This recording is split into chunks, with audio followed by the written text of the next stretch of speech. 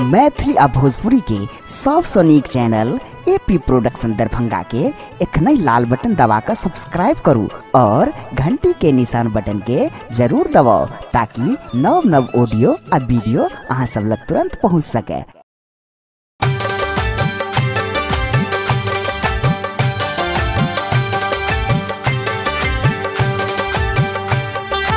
एखन अपने सब सुन रहल छी एपी प्रोडक्शन के प्रस्तुति।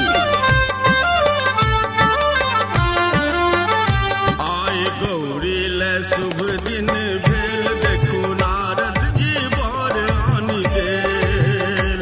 आए गौरी ले शुभ दिन भेल देखू नारद जी बर आनी गेल।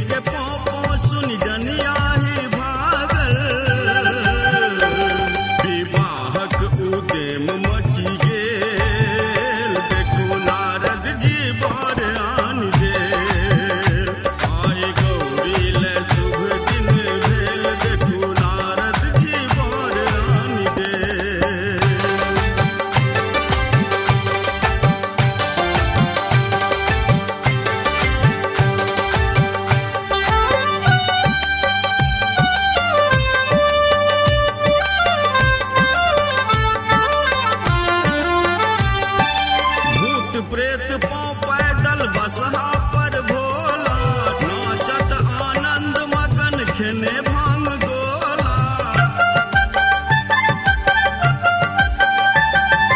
भूत प्रेत